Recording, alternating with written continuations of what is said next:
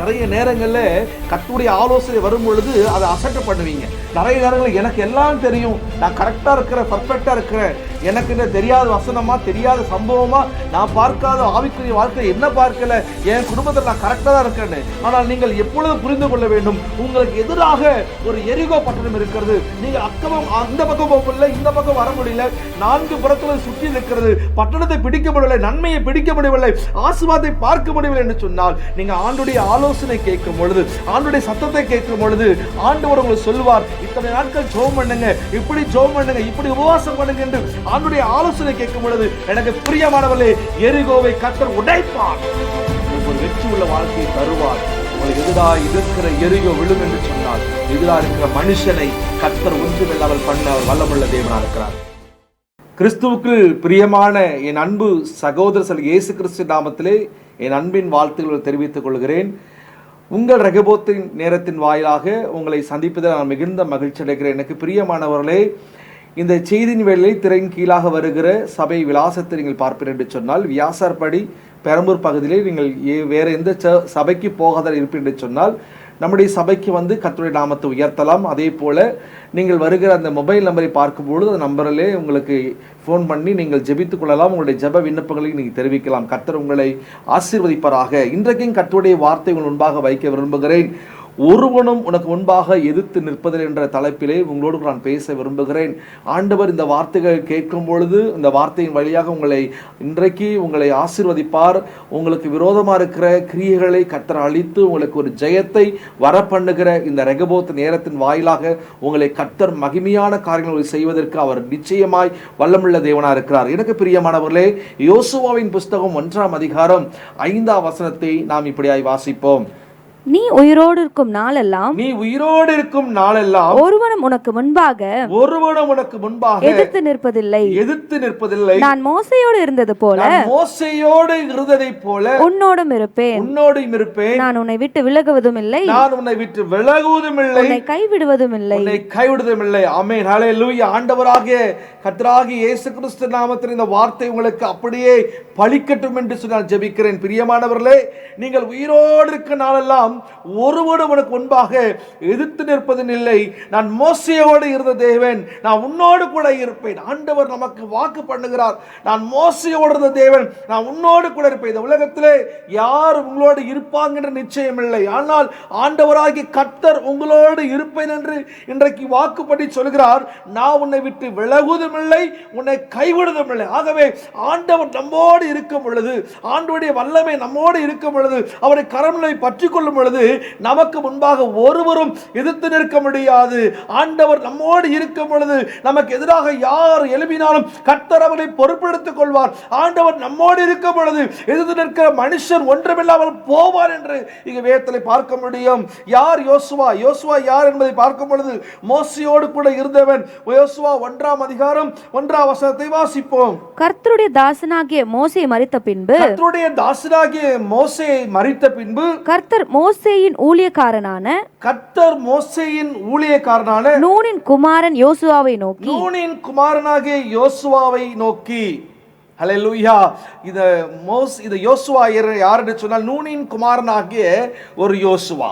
இவனுடைய தகப்பனார் பேர் நூனின் குமாரன். ஆனால் இவன் மோசேயின் ஊழியக்காரனாக இருந்தான். 2 வேவுக்காரர்கள் ஒருவனாக இருந்தான். இவனும் காலேப்பும் ஒரு வேவுக்காரர்களாக இருந்தார்கள்.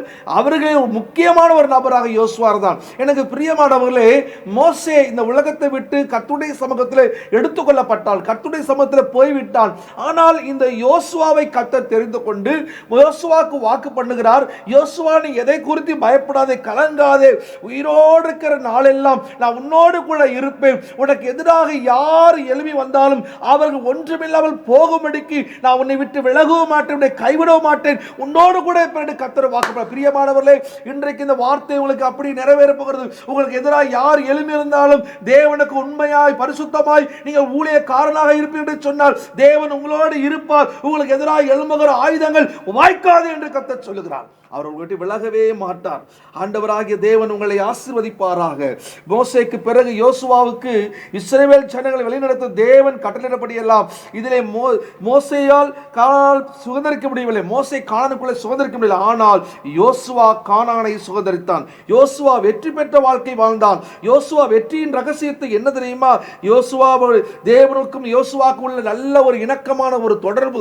ஆண்டவரோடு சத்தத்தை கேட்டு மோசே எப்படி யோசுவாவுக்கும் ஜனங்களுக்கும் எப்படி விவரித்து சொன்னானோ அதே போல கர்த்தருடைய சத்தத்தை கேட்கிறவனாக யோசுவா எப்பொழுது இருந்தபடினால் அவன் வாழ்க்கை வெற்றி உள்ள ஒரு வாழ்க்கையாக இருந்தது என்பதை நாம் பார்க்க முடியும். ஆண்டவரை நாம் மகிமைப்பட முதலாவதாக நான் எப்படி வெற்றி பெற முடியும் என்பதில் ஒரு 5 காரியத்தை நான் உங்களோடு கூட நான் பேச விரும்புகிறேன். முதலாவதாக நாம் எல்லாவற்றிலும் முதலாவது கர்த்தருக்கு கீழ்ப்படிய வேண்டும்.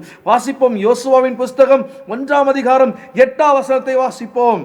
இந்த நியாயப்பிரமாணமான புஸ்தகம் உன் வாயை விட்டு பிரியாதிருப்பதாக இதில் எழுதியிருக்கிறபடியெல்லாம் நீ செய்ய கவனமாயிருக்கும்படி இரவும் பகலும் அதை தியானித்துக் கொண்டிருப்பாயாக. அப்பொழுது நீ உன் வழியை வாய்க்க பண்ணுவாய்.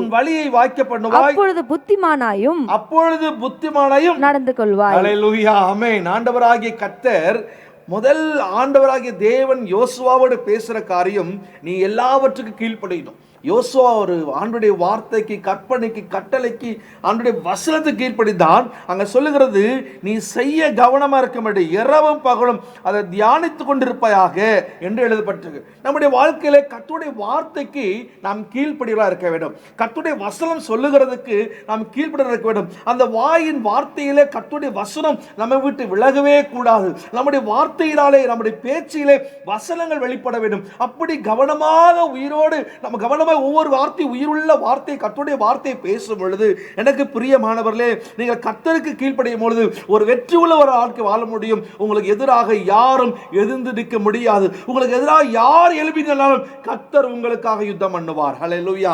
அந்த ஆண்டவருடைய வார்த்தை சொல்லுகிறது, இரவும் பகலும் அதை தியானித்துக் கொண்டிருக்கணும். அந்த வார்த்தை மேலே ஒரு பாரம், வாஞ்சை உங்களுக்கு இருக்கும் என்று சொன்னால் உங்களுக்கு எதிராக யாரும் எதிர்த்து நிற்க முடியாது. எனக்கு பிரியமானவர்களே, யோசுவாவின் புஸ்தகம் 1ஆம் அதிகாரத்திலே 11ஆம் வசனத்தையும் 15ஆம் வசனத்தை வாசிப்போம். நீங்கள் பாளையத்தை உருவ நடந்து போய், ஜனங்களை பார்த்து, யாரை பார்த்து? ஜனங்களை பார்த்து, உங்களுக்கு போஜன பதார்த்தங்களை ஆயத்தம் பண்ணுங்கள், போஜன பதார்த்தங்களை ஆயத்தப்படுத்துங்கள். தேவனாகிய கர்த்தர் உங்களுக்கு சுதந்தரிக்க கொடுக்கும் தேசத்தை நீங்கள் சுதந்தரித்துக் கொள்ளும்படிக்கு இன்னும் 3 நாளைக்குள்ளே இந்த யோர்தானை கடந்து போவீர்கள் என்று சொல்ல சொன்னார். யோர்தானை கடந்து போவீர்கள் என்று சொல்ல சொன்னார். ஹல்லேலூயா. ஆண்டவருடைய வார்த்தையை அப்படியே பெற்றவனாக, அதற்கு நேராக தன்னை அர்ப்பணித்தவனாக அவன் இருப்பதை எங்க பார்க்க முடியும். அப்படியே ஆண்டவர் என்ன சொல்றாரோ, இஸ்ரவேல் ஜனங்களுக்கு முன்பாக அந்த வார்த்தையை கொண்டு போய் செலுத்துகிறான். யோசுவாவின் புஸ்தகம் 15ஆம் வசனத்தை வாசிப்போம். கர்த்தர் உங்களைப் போல உங்கள் சகோதரரையும் இளைப்பாற பண்ணி அவர்களும் உங்கள் தேவனாகிய கர்த்தருக்கு தங்களுக்கு கொடுக்கும் தேசத்தை சுதந்திரித்துக் கொள்ளும் மட்டும் அவர்களுக்கு உதவி செய்ய கடவீர்கள். அவர்களுக்கு உதவி செய்யணும். ஆமென் சொல்லுவோம். ஆண்டவராகிய தேவன் இந்த யோசுவாவுக்கு சொல்றாரு, நீங்க உங்க தேசத்தை சுதந்திரிக்க மட்டும், எல்லாவற்றிலும் நீங்கள் வெற்றி உள்ள வாழ்க்கை வாழணும்னா நீங்க கர்த்தருடைய கற்பனை கைக்கொண்டுள்ள கர்த்தரை தேடுவதா இருப்பீர்கள் என்று சொன்னால் நீங்கள் வெற்றி உள்ள ஒரு வாழ்க்கை வாழ முடியும். எரேமியாவின் தீர்க்கதரிசன புஸ்தகம் 7ஆம் அதிகாரம் 23ஆம் வசனத்தை வாசிப்போம். என் வாக்குக்கு செவி கொடுங்கள், அப்பொழுது நான் உங்கள் தேவனாய் இருப்பேன், நீங்கள் என் ஜனமாய் இருப்பீர்கள். ஆமென் சொல்லுவோம். ஹல்லேலூயா. எனக்கு பிரியமானவர்களே, என் வாக்குக்கு செவி கொடுங்கள், அப்பொழுது நான் உங்கள் தேவனாய் இருப்பேன், நீங்கள் என் ஜனமா இருப்பீங்க. எனக்கு பிரியமானவர்களே, இந்த வேத வசனத்துக்கு நீங்க செவி கொடுக்கும் பொழுது, இந்த வேத வசனத்துக்கு உங்களுடைய இருதயத்தை நீங்க சாய்க்கும் பொழுது ஆண்டவர் உங்களோடு இருப்பதை நீங்க பார்க்க முடியும். ஆண்டவருக்குடைய ஜனமாக நீங்கள் மாற முடியும். ஆதியாகமம் 12ஆம் அதிகாரம் 4ஆம் வசனத்தை நாம் வாசிப்போம். கர்த்தர் ஆபிரகாமுக்கு சொன்னபடியே அவன் புறப்பட்டு போனான். லோத்தும் அவனோடு கூட போனான். ஆபிரகாம் ஆரானை விட்டு புறப்பட்ட போது 75 வயதுள்ளவனாய் இருந்தான். 75 வயதுள்ளவனாக. ஹல்லேலூயா. ஆண்டவர் 75 வயதுள்ள ஒரு வயதான ஒரு மனுஷனுக்கு தன்னுடைய வார்த்தையை அனுப்பி நீங்க புறப்படு என்று சொல்லும் பொழுது எனக்கு வயதாயிடுச்சு, நான் போக முடியாது, நான் போகிற வழியில செத்துடுவேன், இருப்பேனான்னு தெரியாது, இந்த வயதில் நான் கடந்து போவதற்கு என்னால் முடியாது என்று சொல்லி எந்த சாக்கு சொல்லாமல் கர்த்தருடைய வாக்கு வந்த பிறகு அந்த வார்த்தைக்கு வாக்குக்கு செவி கொடுத்து அவனோ தேவனுடைய வார்த்தையின் மேல் நம்பிக்கை உள்ளவனாக அந்த இடத்தை விட்டு அவன் புறப்பட்டு போகிறான். எனக்கு பிரியமானவர்களே, அவன் உயிரோடு இருந்த நாளெல்லாம் அவனுக்கு முன்பாக எதிர்த்து நின்றவர்களும் சரி, அவர்கள் ஒன்றுமில்லாமல் போனார்கள். எதிர்க்க எழும்பினவர்களும் ஒன்றுமில்லாமல் போனார்கள். எழும்பினவர்களை கர்த்தர் இல்லாமல் பண்ணினார். ஆகவே கர்த்தருடைய வார்த்தை உங்களுக்கு வரும் பொழுது நீங்கள் கீழ்ப்படிந்து கர்த்தருடைய வார்த்தைக்கு நேராக நடப்பீர் என்று சொன்னால் நீங்க நம்ம எல்லாவற்றிலுமே ஒரு வெற்றி உள்ள வாழ்க்கை வாழ முடியும். உங்களுக்கு எதிராக யாரும் எழும்ப முடியாது. இரண்டாவது பார்க்கும் பொழுது நாம் கர்த்தருடைய வசனத்துக்கு முக்கியத்துவம் கொடுக்க வேண்டும். யோசுவாவின் புஸ்தகம் 1ஆம் அதிகாரம் 7ஆம் வசனத்தை வாசிப்போம். என் தாசனாகிய மோசே உனக்கு கற்பித்த நியாய பிரமாணத்தின் படியெல்லாம் செய்ய கவனமாய் இருக்க மாத்திரம் மிகவும் பலன் கொண்டு திடமனதாய் இரு. ஹல்லேலூயா. எனக்கு பிரியமானவர்களே, ஆண்டவராகிய கர்த்தர் யோசுவாவுடைய வாழ்க்கையில ஒரு பெரிய ஆசீர்வாதத்தை பார்த்தீங்கன்னா, அவன் வசனத்தை முக்கியப்படுத்தான். வசனம் ஆண்டவருடைய வார்த்தை வந்துருச்சா அதற்கு நேராக தன்னை பயங்கரமா ஆயத்தப்படுத்திக் கொள்கிறான். அப்படின்னா மோசே இந்த வசனத்துக்கு நேராகவே தன்னை அர்ப்பணித்தவனாக இருந்ததை இந்த யோசுவா பார்க்கிறான். யோசுவா பார்த்த உடனே, வார்த்தை வந்தவுடனே அதற்கு நேராக அவன் தன்னை திடப்படுத்திக் கொண்டு கர்த்தருடைய வார்த்தைக்கு அர்ப்பணிக்கிறான். அந்த வார்த்தை அவன் வாழ்க்கையை விட்டு விலகாமல் அந்த வார்த்தைக்கு நேராக அவன் கடந்து போனான். ஆகவே தான் யோசுவா ஒரு வெற்றி உள்ள ஒரு வாழ்க்கையை வாழ்ந்தான். இன்னைக்கு நிறைய பேருடைய வாழ்க்கையில வெற்றியை அவர்கள் அடைய முடியாமல் போறதுக்கு காரணம்னா வசனத்தின் மேல் நம்பிக்கை வைக்கிறது இல்லை. அந்த தற்காலிகமாக வாசிக்கிறது, தற்காலிகமாக வசனத்தை கொண்டு அவர்கள் பேசுகிறது, தற்காலிகமாக இந்த வசனம் வந்துருச்சு அதனால இப்படி ஆயிடும் அப்படி ஆயிடும், இல்ல ஒரு சில நேரத்தில் வசனம் வந்தா உற்சாகத்தை இருப்பாங்க, எதிர்மறையான ஒரு சூழ்நிலை வந்தா ஏன் இந்த வசனத்தை கொடுத்து எனக்கு இந்த வருஷம் இப்படி ஆயிடுச்சு என்றெல்லாம் சில பேர் சில விஷயங்களை அப்படி பேசுவாங்க. ஆனால் யோசுவாவோட வாழ்க்கையில அவனுக்கு சப்போர்ட் பண்றதுக்கு அங்க யாருமே கிடையாது. ஏன்னா இஸ்ரவேல் ஜனங்கள் எல்லாருமே அவனுக்கு எதிராக எழுப்பி நிற்கிறாங்க. அவர்கள் முன்பாக கர்த்தர் யோசுவாவை மேன்மைப்படுத்துவதை பார்க்க முடியும் 3ஆம் அதிகாரத்திலே. ஆனால் இவன் கர்த்தருடைய வார்த்தையாக நியாயப்பிரமாணத்தின் மேல் மிகவும் அந்த வசனத்துக்கு முக்கியத்துவம் கொடுத்தவனாக தன்னை தேவனிடத்தில் அர்ப்பணித்தான். சங்கீதம் 1ஆம் சங்கீதம் 2ஆம் வசனம் 3ஆம் வசனத்தை வாசிப்போம். கர்த்தருடைய வேதத்தில் பிரியமாயிருந்து இரவும் பகலும் அவருடைய வேதத்தில் தியானமாயிருக்கிற மனுஷன் பாக்கியவான். அவன் நீர்க்கால்களில் ஓரமாய் நடப்பட்டு தன் காலத்தில் தன் கனியை தந்து இலையுதிரா மரத்தை போல் இருப்பான். அவன் செய்வதெல்லாம் வாய்க்கும். ஹல்லேலூயா. எனக்கு பிரியமானவர்களே, இரவும் பகலும் அந்த வேத வசனத்தை தியானமா இருக்கிற மனுஷன் பாக்கியவான். இரவும் பகலும் நம்ம லைஃப்ல நமக்கு ஏன் சத்துரு எழும்புற அப்படின்னா, மொபைலை நோண்டி கொண்டிருக்கிறோம், தேவையில்லாத டிவியை நம்ம பார்த்து கொண்டிருக்கிறோம், தேவையில்லாத நிகழ்வுகளை பார்த்து கொண்டிருக்கிறோம், நிகழ்ச்சிகளை பார்த்து கொண்டிருக்கிறோம். ஆனால் மோசேக்கு கர்த்தர் கற்பித்ததை கர்த்தர் சொன்னதை யோசுவாவுக்கு சொல்லி யோசுவாவுடைய வாழ்க்கையில அவன் வசனத்தை முக்கியப்படுத்தணும் காணப்பட்டபடினால் அவன் எப்படி இருந்தானா, அவன் நீர்க்காலில் ஓரமாய் நடப்பட்டு தன் காலத்தின் தன் கனியை தந்து இலை உதிராதிருக்கிற மரத்தை போல் இருப்பான். அவன் செய்வதெல்லாம் வாய்க்கும். யோசுவா செய்த அத்தனை காரியத்தை கர்த்தர் வாய்க்க செய்தார். இஸ்ரவேல் ஜனங்கள் அவ்வளவு முரட்டாட்டம் உள்ளவர்கள். ஆனால் ஆண்டவர் அவனுடைய வாயில வசனத்தை வைத்தார். அவன் வசனத்தை முக்கியப்படுத்தினான். வார்த்தைக்கு தன்னை அர்ப்பணித்தபடினால் அவன் என்னெல்லாம் செய்தானோ அதெல்லாம் அவனுக்கு வெற்றியா மறைந்து அவனை அற்பமாய் பார்த்து இஸ்ரவேல் ஜனங்கள் உண்டு, ஆசாரிகள் உண்டு, லேவியர்கள் உண்டு. ஆனால் அவர்களுக்கு முன்பாக கர்த்தர் அவன் காலத்திலே அவன் கனி கொடுக்கும்படி, அவன் பேரை ஒரு புஸ்தகமாக்கும்படி, யோசுவா என்ற ஒரு புஸ்தகத்தை உருவாக்கும்படி அவன் தலையை கர்த்தர் உயர்த்தி வைத்தது போல இன்றைக்கு கர்த்தர் சொல்கிறார், நீங்கள் வசனத்தை முக்கியப்படுத்தி சொன்னால், வசனத்துக்கு நேராக அர்ப்பணிப்பீங்கன்னு சொன்னால், வசனம் உங்களோடு இருக்கும் என்று சொன்னால், எனக்கு பிரியமானவர்களே, ஆண்டவர் நீங்க செய்வதெல்லாம் கர்த்தர் வாய்க்க செய்வார். உங்களுக்கு எதிராக யாரும் எழும்பி நிற்க முடியாது என்பதை ஆண்டவர் இன்னைக்கு உங்களோடு பேசிக் கொண்டிருக்கிறார். சங்கீத புஸ்தகம் 19ஆம் சங்கீதம் 7ஆம் வசனம். கர்த்தருடைய வேதம் குறைவற்றதும் ஆத்துமாவை உயிர்ப்பிக்கிறதுமாய் இருக்கிறது. ஆத்துமாவை உயிர்ப்பிக்கிறதுமா இருக்குது. ஹல்லேலூயா. எனக்கு பிரியமானவர்களே, கர்த்தருடைய வேதம் குறைவற்றதும் ஆத்மாவை உயிர்ப்பிக்க. வசனம் ஒருவேளை சின்ன வசனமா இருக்கலாம், ஒருவேளை வசனத்துடைய வாக்கியங்கள் ஒன்றாய் ஒரு பகுதியா இருக்கலாம், ஒரே ஒரு வார்த்தையா இருக்கிற நீ பயப்படாதேன்னு சொல்லலாம். ஒருவேளை அந்த வார்த்தை உங்களுக்கு நீ சுகமடைவாய், நான் பரிகாரி, நான் உன்னோடு இருப்பேன், நீ நிச்சயமாக உனக்கு முடிவு உண்டு, என் கிருபை உனக்கு போதும். இந்த வார்த்தை சிறிய வார்த்தையாக, அது குறைத்த வார்த்தைகளா இருக்கலாம், ஆனால் அது ஒரு மனுஷனை உயிர்ப்பிக்கக்கூடிய சகல வல்லமையுள்ள ஒரு வார்த்தையா இருக்கிறபடினால் இந்த வார்த்தையை முக்கியப்படுத்துகிற நீங்கள் இன்றைக்கு கர்த்தர் சொல்லுகிறார், உங்களுக்கு எதிராக ஒருவரும் எழுந்து நிற்க முடியாது. ஆமென், ஹல்லேலூயா. மூன்றாவது ஒரு காரியத்தை பார்ப்போம். எனக்கு பிரியமான கர்த்தருடைய ஆலோசனைப்படி மாத்திரம் நடக்க வேண்டும். அப்படி நடக்கிறவங்க வெற்றி உள்ள வாழ்க்கை வாழ முடியும். அவளுக்கு எதிராக யாரும் எழுப்பி நிற்க முடியாது. யோசுவாவின் புஸ்தகம் 6ஆம் அதிகாரம் 2ஆம் வசனம் 5ஆம் வசனத்தை வாசிப்போம். கர்த்தர் யோசுவாவை நோக்கி, இதோ எரிகோவையும் அதன் ராஜாவையும் யுத்த வீரரையும் உன் கையில் ஒப்பு கொடுத்து அவர்கள் அந்த கொம்புகளினால் நெடுந்தொனி இடும்போது நீங்கள் எக்கால சத்தத்தை கேட்கும் போதும் ஜனங்கள் எல்லாரும் மகா ஆரவாரத்தோட ஆர்ப்பரிக்க கடவர்கள்.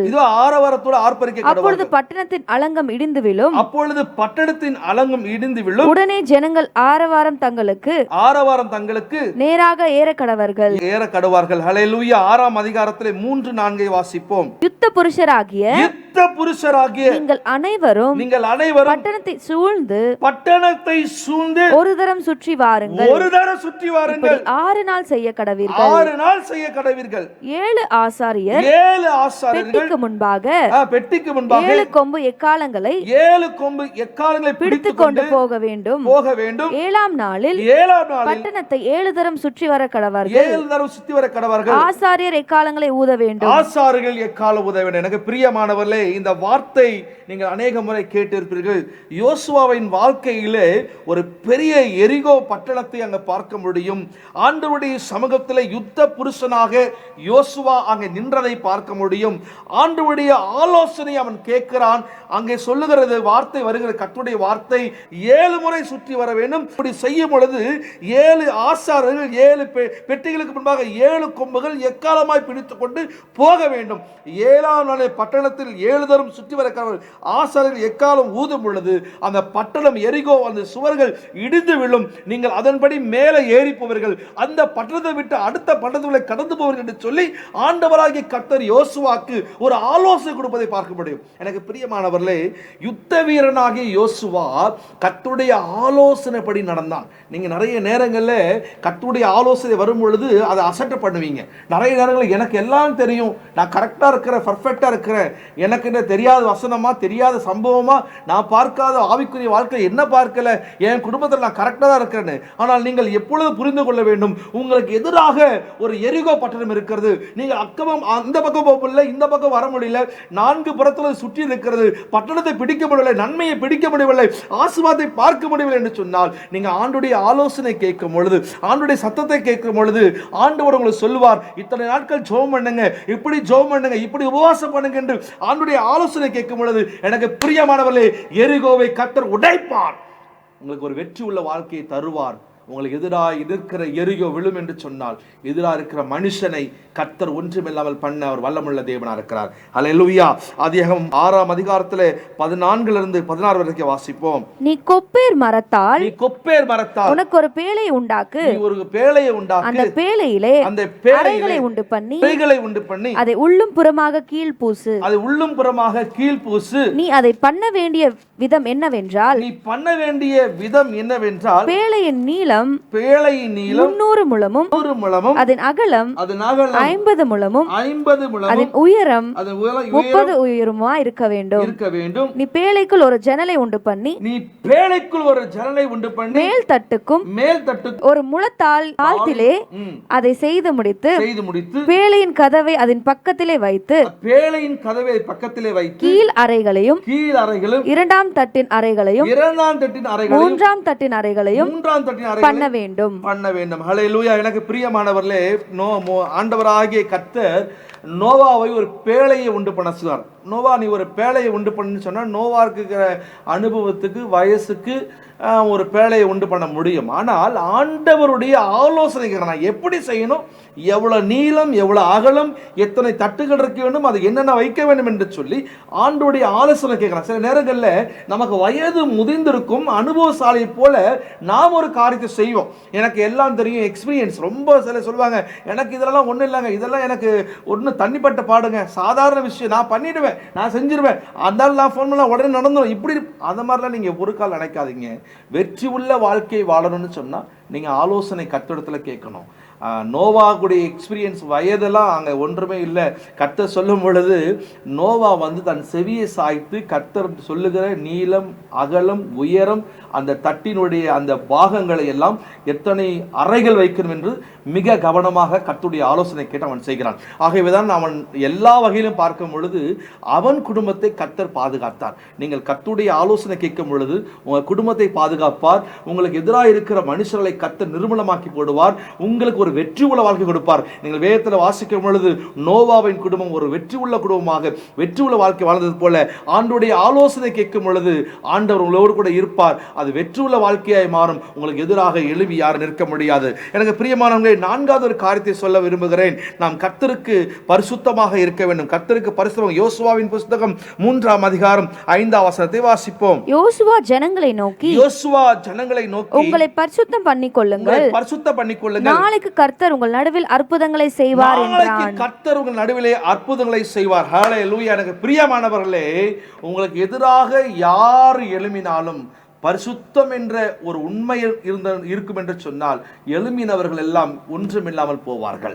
ஒரு வெற்றி உள்ள வாழ்க்கைக்கு பரிசுத்தம் மிக மிக முக்கியம். எனக்கு பிரியமானவர்களே, இந்த உலகத்திலே ஒரு பரிசுத்தமாய் வாழ்கிறவர்களுக்கு, ஊழியை செய்வர்களுக்கு அல்லது குடும்பத்திலே உண்மையாளர்களுக்கு சாதாரணமாய் ஒரு இழிவான பழிகளை போட்டு உங்களை குற்றப்படுத்தும் பொழுது நீங்கள் ஒன்று நினைத்துக் கொள்ள வேண்டும், இயேசுவுக்கும் இப்படியாப்பட்ட ஒரு சூழ்நிலை வந்தது, நான் எம்மாத்திரம் இதை கடந்து போவேன், என் பரிசுத்தத்தை நான் காத்துக்கொள்ள, இவர்கள் எனக்கு இதை சொன்னதனால் நான் அசுத்தமாகுவதில்லை, என் கர்த்தர் பரிசுத்தர், நானும் பரிசுத்தமாக இருப்பேன் என்று நீங்கள் நினைப்பீங்க என்று சொன்னால், அப்படியாப்பட்ட பழிகள் சுமைகள் வரும் பொழுது அதை நீங்கள் இருதயத்தில் வைத்து ஜெபித்து ஆண்டவருடைய நாமத்தில் அவளை ஆசீர்வதிப்பீங்கன்னு சொன்னா உங்க பரிசுத்தத்தை காத்துக்கொள்ள எனக்கு பிரியமான வேதம் சொல்லுகிறது. அழகாய் சொல்ல, இன்றைக்கு உங்களை நீங்கள் பரிசுத்தம் பண்ணிக்கொள்ள, நாளைக்கு கர்த்தர் உங்க நடுவில் அற்புதம் செய்வார். எந்த சூழ்நிலைகள், எந்த எதிரான முயற்சிகள் எழுப்பி வரும் பொழுது, எந்த சூழ்ச்சிகள் எழுப்பி வரும்பொழுது நீங்கள் பரிசுத்தம் இழக்காமல் அதை நீங்க காத்துக்கொள்ளும் பொழுது நாளைக்கு உங்கள் நடுவிலே கர்த்தர் பெரிய அற்புதம் செய்வார். அல்லேலூயா. அதுக்காக என்னை இப்படி சொல்லிட்டாங்கன்னு சொல்லிட்டு நீங்கள் அதை நினைத்து கவலைப்பட்டு நீங்கள் அதுக்குள்ளாக போய் அதை ரொம்ப யோசித்து உங்களுடைய இருதயத்தை கர்த்தரை விட்டு விளக்கக்கூடாது. எனக்கு பிரியமனே, மோசேக்கு கர்த்தர் எவ்வளோ அழகாய் பேசினாரோ யோசுவாக்கு பேசுகிறாரு. உன் ஜனங்களை பார்த்து சொல்லு யோசுவா, எல்லாரும் பார்த்து சொல்லு, ரொம்ப அற்புதத்துக்கு ஏங்கி கிடக்கிறாங்க, பரிசுத்தம் பண்ண சொல்லு, என்னைக்கு அவங்க பரிசுத்தம் பண்ணட்டும், நாளைக்கு நான் நடுவில் வருவேன், ஒரு பெரிய அற்புதம் செய்வேன். எனக்கு பிரியமானவர்களே, இந்த பரிசுத்தம் உங்களோடு இருக்கும் என்று சொன்னால் வெற்றி உள்ள வாழ்க்கை வாழுவீங்க. உங்களுக்கு எதிராக யாரும் எழும்ப முடியாது. எழும்பினாலும் கர்த்தர் உங்களுக்காக யுத்தம் பண்ண வல்லமுள்ள தேவனாக. 1 தெசலோனிக்கேயர் 4ஆம் அதிகாரம் 7ஆம் வசனத்தை வாசிப்போம். தேவன் நம்மை அசுத்தத்திற்கல்ல பரிசுத்தத்திற்கே அழைத்திருக்கிறார். ஹல்லேலூயா. தேவன் நம்மை பரிசுத்தத்துக்கு அழைத்திருக்கிறார், அசுத்தத்துக்கு அல்ல. ஆகவே எனக்கு பிரியமானவர்களே, அழைத்தவர் உண்மை உள்ளவர், அழைக்கிறவர் பரிசுத்தம் உள்ளவர். நம்முடைய தேவனுக்கு மட்டும்தான் பேர் பொருந்தும், இயேசுவானவருக்கு தான் பொருந்தும், கர்த்தராகிய இயேசு கிறிஸ்து தான் பொருந்தும். அவர் பரிசுத்தம் உள்ளவர், பரிசுத்தமுள்ள நாமம். ஆகவே நம்ம அழைத்தவர் பரிசுத்தர், நாம் அவரை ஏற்றுக்கொண்டு ரட்சிக்கப்பட்டு சபைக்கு போகிறதா இருப்போம் என்று சொன்னால் நம்முடைய வாழ்க்கை பரிசுத்தமாக இருக்க வேண்டும். கர்த்தருக்கு பிரியமில்லாத அசுத்தமான எண்ணங்கள், சிந்தைகள், குரோதங்கள், பழிவாங்குதல், கோபங்கள், வைராகியங்கள், எப்படியாவது அழிந்து போகணும் என்ற எண்ணங்கள், அல்லது ஏதாவது இஷ்டத்துக்கு நமக்கு கொடுக்கப்படுகிற ஆலோசனையின்படி தவறான வழிநடத்தல் நாம் போகக்கூடாது. நம்மளை அழைத்தவர் பரிசுத்தர், நாம் பரிசுத்தமாக இருக்கும் என்று கர்த்தர் விரும்புகிறார். எபிரேயர் 12ஆம் அதிகாரம் 14ஆம் வசனத்தை வாசிப்போம். யாவரோடும் சமாதானமாய் இருக்கவும் பரிசுத்தமுள்ளவராய் இருக்கவும் நாடுங்கள். பரிசுத்தமில்லாமல் ஒருவனும் கர்த்தரை தரிசிப்பதில்லை. ஹல்லேலூயா. எனக்கு பிரியமானவர்களே, நிறைய பேர் ஆண்டவரை பார்த்தேன், ஆண்டவரோடு பேசினேன், அவரை இப்படி பார்த்தேன் அப்படி பார்த்தேன் என்று சொல்லுகிறதெல்லாம் நாம் நிறைய பார்த்துருக்க முடியும், கேட்க முடியும். ஆனால் இன்றைக்கு நான் சொல்லுகிறேன், இந்த செய்தியின் வாயிலாக நீங்கள் பரிசுத்தமாக இருந்தால் தேவனை தரிசிக்க முடியும். நீங்கள் ஆண்டவருக்கு உண்மையுள்ளவர்களாய், பாவத்தை விட்டு விலகினவர்களாக, பாவம் செய்யாதவர்களாக, பாவம் இனி தொடமாட்டேன், பாவத்தை செய்ய மாட்டேன் ஒப்பு கொடுத்து நீங்கள் மறுபடியும் ஆண்டவருக்குள்ளே புதுமையாக்கப்பட்டுள்ளார் என்று சொன்னால் தேவன் சொல்லுகிறார், உங்கள் பரிசுத்தம் தேவனை தரிசிக்க வரையும், உங்கள் பரிசுத்தம் தேவனை பார்க்க முடியும், தேவனுடைய முகத்தை, தேவனுடைய சத்தத்தை, தேவனுடைய வழிநடத்தலை உணர முடியும். எனக்கு பிரியமானவர்களே, என்னுடைய ஊழிய பாதையில் சாதாரணமாய் வந்து அநேகர் என்னிடத்திலே சில காரியங்களை சொல்லுவார்கள். நிறைய நேரங்களில் என்னை பார்த்து சிலர் அவதூறாக பேசினதை நான் கேள்விப்பட்டிருக்கிறேன். ஆனால் ஒன்று நான் சொல்லுவேன், எதற்காகவும் என் ரட்சிப்பை இழக்காமல் என் தேவனுக்கு முன்பாக நடக்க என்னை ஆண்டவர் ஆயத்தப்படுத்தினார். இன்றைக்கு வரைக்கும் அவர் ராஜ்யத்தின் சுவிசேஷ ஊழியத்திற்காக என்னை தகுதிப்படுத்திக் கொண்டு வருகிறார். எந்த தகுதியற்ற என்னை அவர் நினைத்து அவர் அழைப்புக்கு நேராக நடத்தும் பொழுது ஒரே ஒன்றுதான், பரிசுத்தம் இல்லாமல் தேவன் தரிசிக்க முடியாது. உன் பரிசுத்தத்தை காத்துக்கொள்ள ஒரு பெரிய அற்புதத்தை நீங்கள் பார்ப்பீர்கள். நான் சொல்லுகிறேன், உங்கள் வெற்றி உள்ள ஒரு வாழ்க்கை உண்டு. உங்களுக்கு எதிராக யாரும் எழுப்பி நிற்க முடியாது. 5வது காரியத்தை சொல்ல முடிக்க விரும்புகிறேன். நாம் குடும்பமாய் கர்த்தரை சேவிக்க வேண்டும். யோசுவா 24:15 வாசிப்போம். கர்த்தரை சேவிக்கிறது உங்கள் பார்வைக்கு ஆகாததாய் கண்டால், உங்கள் பார்வைக்கு ஆகாததாய் கண்டால் பின்ன யாரை சேவிப்பீர்கள் என்று தெரிந்து கொள்ளுங்கள். பின்ன யாரை சேவிப்பீர் என்று நீங்கள் தெரிந்து கொள்ளுங்கள். நதிக்கு அப்புறத்தில் உங்கள் பிதாக்கள் சேவித்த தேவர்களை சேவிப்பீர்களோ, நீங்கள் நதிக்கு அப்புறத்தில் பிதாக்கள் சேவித்த தேவர்களை சேவிப்பீர்களோ, நீங்கள் வாசம் பண்ணுகிற தேசத்து குடிகளாகிய தேசத்தின் குடிகளாகிய எமோரியரின் தேவர்களை சேவிப்பீர்களோ, நானும் என் வீட்டாருமோ என்றால் கர்த்தரையே சேவிப்போம் என்றான். ஹல்லேலூயா. யோசுவாக்கு ஒரு உறுதியான நம்பிக்கை.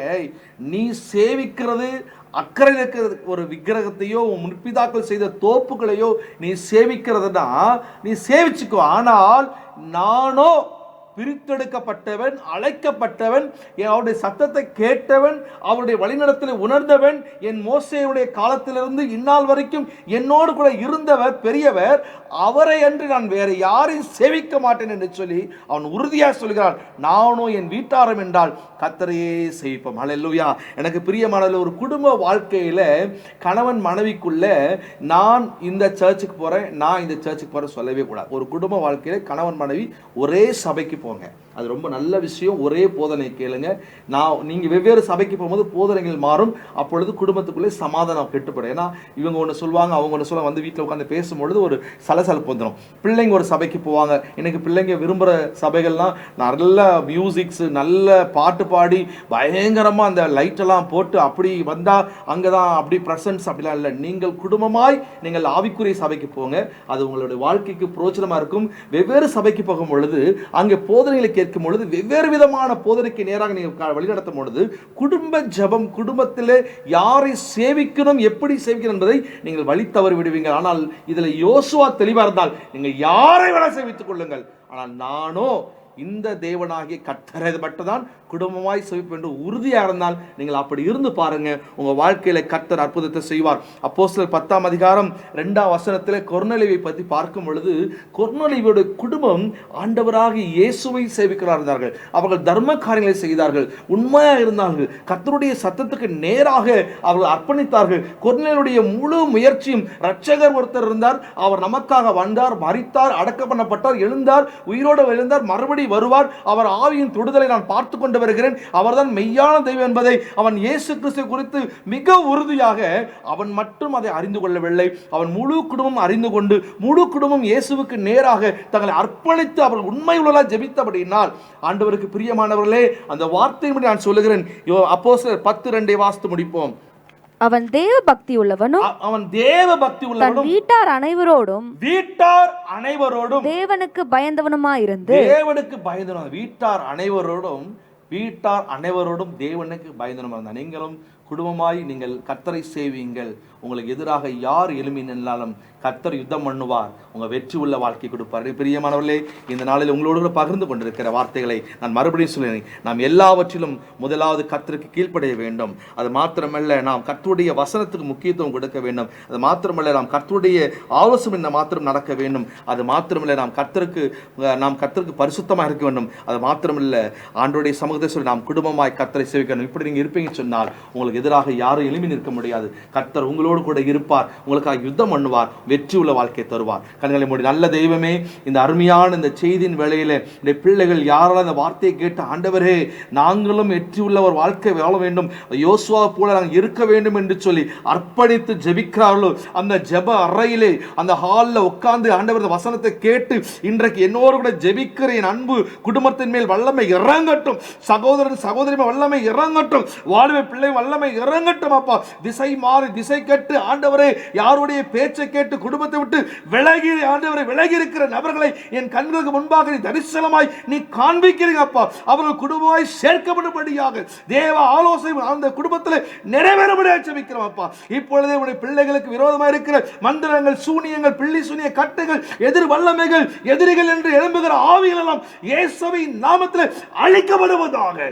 ஒருவனுக்கு முன்பாக எதிர்த்து நிற்பதில்லை. நான் மோசையோடு இருந்தது போல உன்னோடு கூட இருப்பேன். நான் உன்னை விட்டு விலகவும் மாட்டேன், கைவிடவும் மாட்டேன். என் தாசனாகிய என் பிள்ளைகளே, நான் உங்களை எப்படி மறப்பேன் என்று கர்த்தர் சொல்லுகிறான். இந்த வார்த்தைக்காய் ஸ்தோத்திரம். ஒவ்வொரு பிள்ளைகளும் இந்த வார்த்தை இடைபடட்டும், வழி நடத்தட்டும், ஆசீர்வதிக்கட்டும். இயேசுவின் நாமத்தில் ஜெபிக்கிறேன் நல்ல பிதாவே, ஆமென். God bless you. கர்த்தர் உங்களை ஆசீர்வதிப்பாராக.